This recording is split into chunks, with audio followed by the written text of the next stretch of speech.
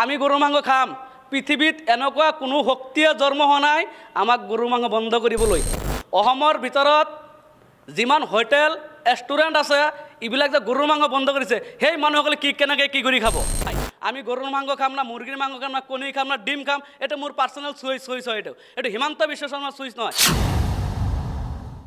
আপুনি ৰকিবুল হুছেইন নহয় ডক্টৰ হিমন্ত বিশ্ব শৰ্মাও নহয় আপোনাৰ দুইজনকে আমি কৈছোঁ পৃথিৱীত এনেকুৱা কোনো শক্তি জন্ম হোৱা নাই যে আমাক গৰুৰ মাংস বন্ধ কৰিবলৈকে আমি গৰুৰ মাংস খাম আপুনি গৰুৰ মাংস বন্ধ কৰি দিলে আৰু ভাই ধৰ্মটো নিজৰ ঘৰত ৰাজনৈতিক যুদ্ধখন বেলেগ ময়দানত আমাৰ ধৰ্মত আমি ঘৰত কি খাম কি নাখাম আমাৰ কিটচেনত কি থাকিব নাথাকিব এইটো হিমন্ত বিশ্ব শৰ্মাৰ কোৱাৰ কোনো অধিকাৰ নাই কিছুদিন পূৰ্বে কেবিনেটৰ সিদ্ধান্ত গৰু মাংস হোটেল ৰেষ্টুৰেণ্টত বন্ধ হ'ব আৰু সেই বন্ধ কৰি দিয়াৰ পিছতে একাংশ মুছলিম একাংশ সংখ্যালঘু সম্প্ৰদায়ৰ যুৱকৰ মাজত মিশ্ৰিত প্ৰতিক্ৰিয়াৰ সৃষ্টি হৈছে একাংশ ক্ষোভিত হৈ পৰিছে একাংশই প্ৰতিক্ৰিয়া প্ৰকাশ কৰিছে এজন যুৱক তেওঁ ডেলিভাৰী বয় গুৱাহাটীত তেওঁ ডেলিভাৰী বয় হৈ পেলাই তেওঁ নিজৰ জীৱন নিৰ্বাহ কৰি আছে তেওঁ মংগলদৈ তেওঁ দৰং জিলাৰ তেওঁ যুৱক আৰু গুৱাহাটীত তেওঁ এনেদৰে কষ্ট কৰি পেলাই কষ্টপাৰ্জিত ধনেৰে তেওঁ জীৱন নিৰ্বাহ কৰি আছে তেওঁ এই সম্পৰ্কত কিছুমান প্ৰতিক্ৰিয়া দিব বিচাৰিছে তোমাৰ নামটো কি বুলি ক'লা মোৰ নাম ফাৰুক আব্দুল্লাহ মোৰ ঘৰ দৰং জিলা কলাইগাঁও সমষ্টি আছিল আগত এতিয়া বিলুপ্ত হৈছে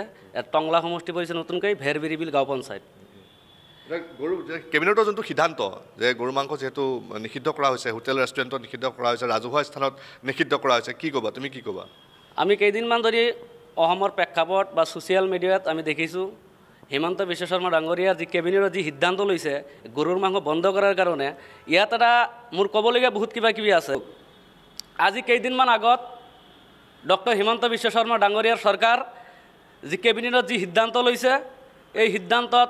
অসমৰ সংখ্যালঘু মানুহ অসমৰ মুছলমান মানুহে গৰুৰ মাংস নিষিদ্ধ কৰিব লাগে গৰুৰ মাংস বন্ধ কৰিব লাগে গৰুৰ মাংস খাব নোৱাৰিব আৰু হোটেল ৰেষ্টুৰেণ্ট গোটেইখিনি গৰুৰ মাংস বন্ধ কৰিব লাগে কিন্তু ইয়াত আমাৰ বহুত ক'বলগীয়া আছে গৰুৰ মাংস যদি বন্ধ কৰিব লগা হয় আমি কেইদিনমান আগত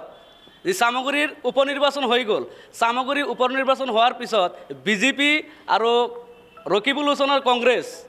আপোনাৰ যিখিনি ৰকিবুলৰ লগত তানজিল হুছেইন নিৰ্বাচনত পৰাজিত হৈছে পৰাজিত হোৱাৰ পিছত ৰকিবুল হুছেইন ডাঙৰীয়াই যি এটা প্ৰেছ কনফাৰেন্স দিখিনি ভূপেন বৰা আৰু ৰকিবুল হুছেইন দুইজন ব্যক্তি একলগত থাকিখিনি ৰকিবুল হুছেইন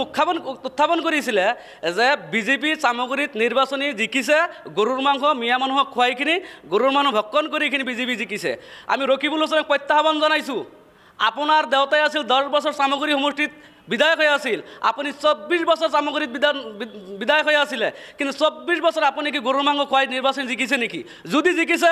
বিজেপিয়ে তাত গৰুৰ মাংস খুৱাইছে নে কি খুৱাইছে আপোনাৰ কোৱাৰ কোনো দৰকাৰ নাছিল আপুনি অসমৰ সংখ্যালঘু মানুহৰ অভিভাৱক নহয় আপুনি অসমৰ সংখ্যালঘু মানুহৰ ঠিকাদাৰো নহয় আমি গৰুৰ মাংস খাম পৃথিৱীত এনেকুৱা কোনো শক্তিয়ে জন্ম হোৱা নাই আমাক গৰুৰ মাংস বন্ধ কৰিবলৈ আপুনি ৰকিবুল হুছেইন নহয় ডক্টৰ হিমন্ত বিশ্ব শৰ্মাও নহয় আপোনাৰ দুইজনকে আমি কৈছোঁ পৃথিৱীত এনেকুৱা কোনো শক্তি জন্ম হোৱা নাই যে আমাক গৰুৰ মাংস বন্ধ কৰিবলৈকে আমি গৰুৰ মাংস খাম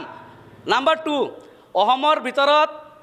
যিমান হোটেল ৰেষ্টুৰেণ্ট আছে এইবিলাক যে গৰুৰ মাংস বন্ধ কৰিছে সেই মানুহসকলে কেনেকৈ কি কৰি খাব